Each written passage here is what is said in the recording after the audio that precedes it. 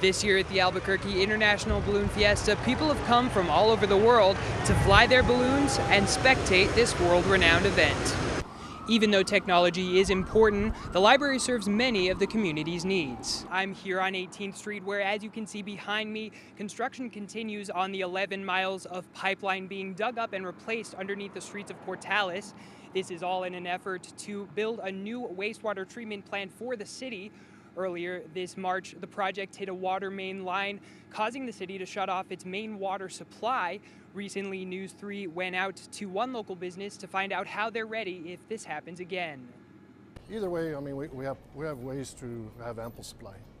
It's been almost 2 months since the city of Portales had to shut off its main water supply, and as you can imagine, this had water flying off the shelves.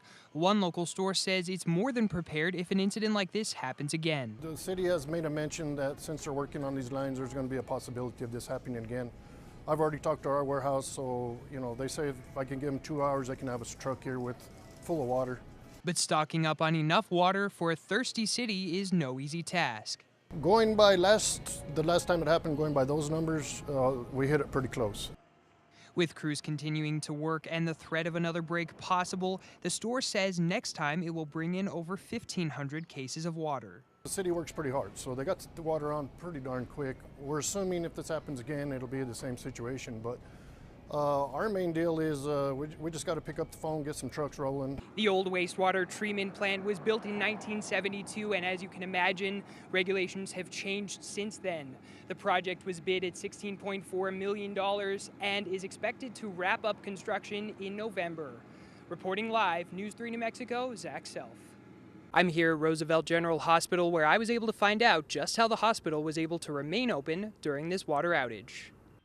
Tuesday afternoon, the city of Portales had to shut off the city's main water supply due to a water main break. This left many businesses closed and others forced to stay open. One of the things you need to realize is that every hospital in the state has emergency operations plans for any utility. We have operational plans in place that would supplement a water outage like this, and we had the opportunity to put them in place. So what exactly is the plan? We have two options. One is we contact Western Dairy Transport, and they bring over a sterilized tanker full of potable water. The hospital says that one tank of water would last about 8 to 10 hours. And if we do conservative kind of measures too, just ask people to spare water, you can cut back on utilization, make it last even longer. The hospital says that with an incident like this under its belt, it will only be better prepared for next time. Zach Self, News 3 New Mexico.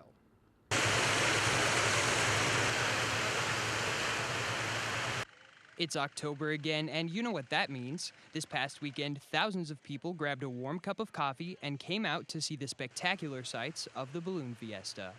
Well, for one thing, it's very Albuquerque, and I'm very proud that we host this every year. And it's beautiful. There's nothing else like it.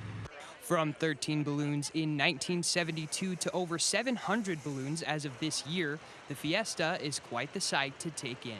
Oh, it's fabulous. It's just kind of overwhelming. You stand in the middle and all these gorgeous balloons, and you run to this one to look and run to another one, and it's real exciting. I love it. I even caught a glimpse at some special shaped balloons. A flying cow, a giant battery, and a clock-shaped balloon named Tick Tock. With News 3 New Mexico, I'm Zach Self. We have all used one, and you may wonder where the money comes from. Recently, the Portales Public Library received over $30,000 in grant money. Well, it's incredibly important. We have to pride ourselves to live in a community of 12,000 people and have a computer lab of this size and this quality. And with these resources readily available, what is the primary use for the computers?